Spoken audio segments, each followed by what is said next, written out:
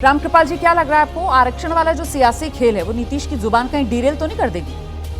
देखिए, मैं ये तो नहीं जानता कि क्या होगा, लेकिन जो नीतीश कुमार इधर लगातार बोल रहे हैं कि देखिए सीक्वेंस है।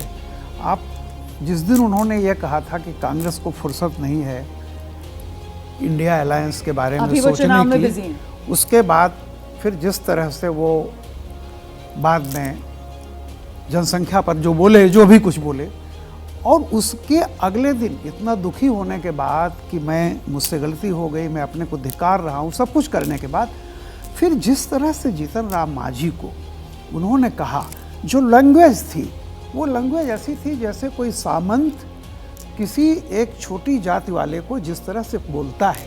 क्योंकि हमारे यहाँ एक संस्कार सामंतों में भी है कि अपने से बड़ी उम्र वाले को चाचा बोलते हैं हम लोग, करते हुए भी छोटी जाति का भी आदमी है, लेकिन अगर आपसे उम्र में बड़ा है तो बच्चों को कहा जाता था कि इसको चाचा कहो। अब वो 80 साल के, लेकिन मैंने पूरा सुना उसको, आपने जहाँ से शुरू किया उसके पहले भी कुछ नीतीश बोले हैं। उन्होंने कहा तू बैठ, तू क्या बोल रहा है, बैठ, तुझे मैंने बनाया। और मैं याद दिलाऊं आपको, नीतीश कुमार जी ने 2013 में जब पहली बार मोदी का नाम प्रपोज भी नहीं हुआ था, शुरुआत हुई थी कि ये हो सकते हैं, तब सबसे पहले मोदी का विरोध किया था दो लोगों ने। पहले थे नीतीश कुमार, दूसरी थी मायावती। उन्होंने कहा था खबरदार ये नहीं हो सकता। और जब उनका ऑफिशियल नाम आ गया, नीतीश ने कहा कि अगर ये जीत गए तो मैं इस्तीफा दे दूंगा मुख्यमंत्री से, ये उन्होंने घोषणा की थी।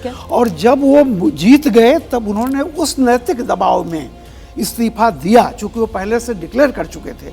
और जब इस्तीफा दिया तो जाहिर सी बात है, कोई भी मुख्यमंत्री जाता है तो किसको बिठाता है, सबसे जो लालू प्रसाद गए तो अपनी पत्नी को बिठाए, जयललिता गई तो सबसे जो उनका मतलब आप ये कह रहे हैं नीतीश कुमार ने जीतन राम मांझी को कठपुतली की तरह बिठाया ना, तो फिर वो कठपुतली की तरह बिठाया तो ये क्या खींच है जो नीतीश कुमार के सामने निकल कर आई है? मंझे हुए राजनेता नीतीश आखिरकार इस तरीके के बयान क्यों दे रहे हैं, इतने बिफरे से क्यों नजर आ रहे हैं? तो जीतन राम मांझी के बहाने नीतीश पर अटैक करने का मौका बीजेपी को भी मिल गया है। विजय सिन्हा क्या कह रहे हैं, सुनिए। आज माननीय पूर्व मुख्यमंत्री जी ने जो कहा है, इसका उच्च स्तरीय जांच होनी चाहिए। जो उनके दल के लोग हैं, गठबंधन के लोग हैं, जो निकट लोग हैं, इस घटना को अंजाम दे सकता है।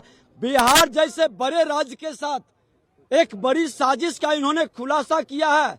और मैं बता दें, आज आरक्षण का भारतीय जनता पार्टी एनडीए गठबंधन खुल करके सपोर्ट किया, समर्थन किया।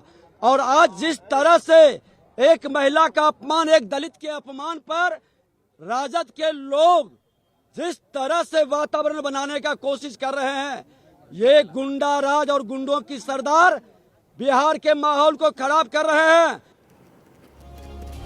आप देख रहे हैं ये मामला किस तरीके से आगे बढ़ता हुआ, गर्माता हुआ नजर आ रहा है। यहां पर अब बीजेपी की तरफ से मांग की जा रही है कि साहब जांच होनी चाहिए, कहीं वाकई में नीतीश कुमार को कुछ गलत चीज तो नहीं खिलाई पिलाई जा रही है जिसकी वजह से ऐसे रिएक्शन नीतीश के आ रहे हैं। तो नीतीश विक्टिम कैटेगरी में क्या बीजेपी लेकर आ रही है, और कटघरे में बीजेपी की तरफ से क्या आरजेडी को खड़ा किया जा रहा है, इसका सियासी मतलब क्या है? जैसे ही घड़ी का काटा दोपहर 2:30 पे आए, बबीता जी का दिल सास बहू साजिश के लिए मचल जाए। और ये है इनकी बहू, पूरे दिन ऑफिस की टेंशन हो जाए गॉन जब ये करें अपना फेवरेट शो फ्री टाइम पे ऑन।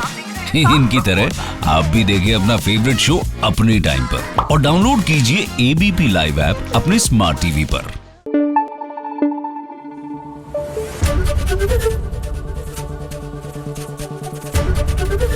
एबीपी न्यूज आपको रखे आगे।